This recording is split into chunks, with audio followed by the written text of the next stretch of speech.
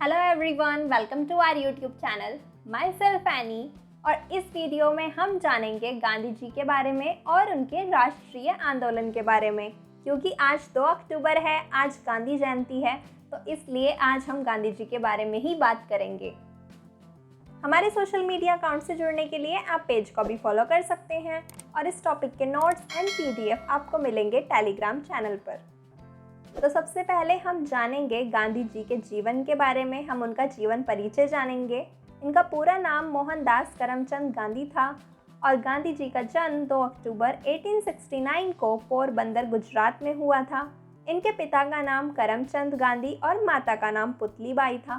13 वर्ष की आयु में इनकी शादी हो जाती है कस्तूरबा गांधी के साथ और उसके बाद 1887 में ये हाई स्कूल यानी कि 10th क्लास के एग्ज़ाम पास करते हैं और फिर इंग्लैंड जाते हैं कानून की पढ़ाई के लिए।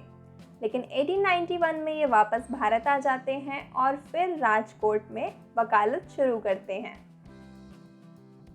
1893 में एक केस के सिलसिले में गांधी जी दक्षिण अफ्रीका जाते हैं और फिर 21 वर्ष तक वहीं रहते हैं और फाइनली 1914 में ये अपने देश भारत वापस लौट कर आते हैं।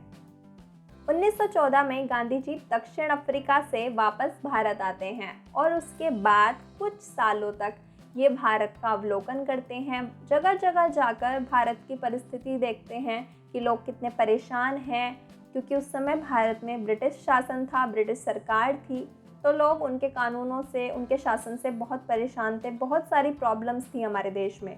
तो गांधी जी ने इन सभी प्रॉब्लम को ऑब्जर्व किया और फिर उन्होंने 1917 से अपने राजनीतिक जीवन की शुरुआत की और यहाँ से उनकी शुरुआत होती है राष्ट्रीय आंदोलन की। उन्होंने राष्ट्रीय आंदोलन में भाग लिया और भारत को स्वतंत्रता दिलाने के बहुत से प्रयास किए, जिनके बारे में आज हम इस वीडियो में बात करेंगे।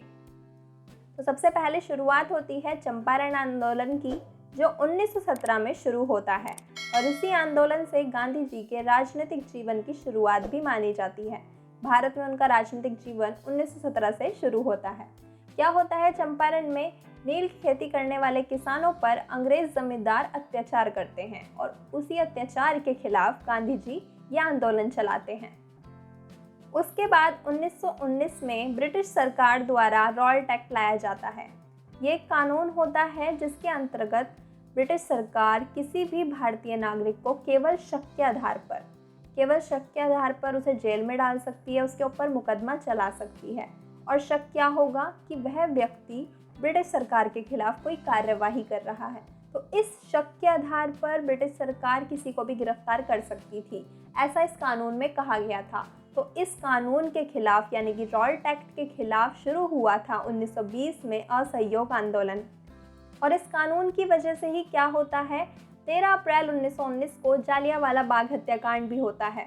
तो इन दोनों चीज़ों की वजह से गांधी जी शुरुआत करते हैं असहयोग आंदोलन की। असहयोग का मतलब क्या है कि सरकार का सहयोग ना करना। और गांधी जी के सभी आंदोलन और ये आंदोलन भी अहिंसा पर आधारित था, क्योंकि गांधी जी को हिंसा पसंद नहीं थी, वो अहिंसा प्रिय थे। लेकिन फिर क्या होता है, 1922 में चौरी चौरा कांड होता है। क्या होता है कि चौरी चौरा में पुलिस स्टेशन में बहुत सारे पुलिस वालों को बंद करके और उस पुलिस स्टेशन में आग लगा दी जाती है लोगों द्वारा, स्थानीय लोगों द्वारा। तो फिर इस घटना को सुनकर गांधी जी को बहुत बुरा लगता है, उन्हें बहुत दुख होता है और फिर इस असहयोग आंदोलन की इस कांड के बाद समाप्ति हो जाती है। यहीं पर गांधी जी इस असहयोग आंदोलन को रोक देते हैं और इसी आंदोलन के दौरान सबसे पहली बार गांधी जी को 6 वर्ष का कारावास ब्रिटिश सरकार द्वारा दिया गया था। तो गांधी जी पहली बार 6 वर्ष के लिए यहाँ पर जेल गए थे। तो किस आंदोलन के दौरान गांधी जी पहली बार 6 वर्ष के लिए जेल गए थे या उन्हें 6 वर्ष का कारावास हुआ था? इसका आंसर होगा असहयोग आंदोलन। फिर गांधी जी शुरुआत करते हैं खादी आंदोलन की 1927 में। खादी आंदोलन का क्या मतलब है, इस आंदोलन में ज़्यादा से ज़्यादा लोगों को खादी की वस्तुओं का प्रयोग करने के लिए और खादी वस्तुओं का खरीदने के लिए प्रोत्साहित किया जा रहा था, ताकि देश की आर्थिक व्यवस्था सशक्त हो, देश आर्थिक रूप से सशक्त हो। क्योंकि जो भारतीय नागरिक थे वो ज़्यादातर विदेशों द्वारा बनाया गया सामान ही प्रयोग कर रहे थे, विदेशी सामान ही खरीद रहे थे। लेकिन इस आंदोलन के जरिए गांधी जी सभी को खादी खरीदने के लिए प्रोत्साहित कर रहे थे। फिर 1930 में ब्रिटिश सरकार द्वारा नमक कानून बनाया जाता है और इस नमक कानून के विरोध में गांधी जी शुरुआत करते हैं नमक सत्याग्रह की, और वो इस कानून को तोड़कर इस तरह से इस कानून का विरोध करते हैं। कैसे तोड़ते हैं वो ये नमक कानून? क्या करते हैं गांधी जी? समुद्र के किनारे जाकर खुद से नमक बनाते हैं और इस तरह वो ब्रिटिश सरकार का विरोध करते हैं इस नमक सत्याग्रह में। फिर शुरुआत होती है भारत छोड़ो आंदोलन की। यह ऐसा आंदोलन था जिसकी वजह से भारत को आज़ादी दिलाई गई। 1942 में भारत छोड़ो आंदोलन शुरू किया गया था और इसी आंदोलन के परिणाम स्वरूप 1947 में भारत को आज़ादी मिलती है। तो भारत को स्वतंत्रता दिलाने के लिए 1942 में यह आंदोलन शुरू किया गया था और यहाँ पर गांधी जी ने एक प्रमुख नारा दिया था, करो या मरो का, डू और डाई। या तो आप इस आंदोलन में भाग लो, ब्रिटिश सरकार का विरोध करो, या फिर मरो।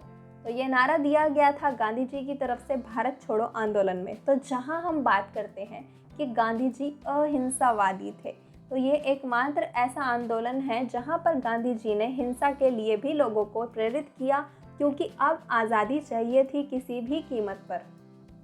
तो स्वतंत्रता दिलाने में इस आंदोलन की बहुत महत्वपूर्ण भूमिका थी और इसी आंदोलन के दौरान गांधी जी कई बार जेल गए थे। उनको कई बार ब्रिटिश सरकार द्वारा जेल में डाला गया था।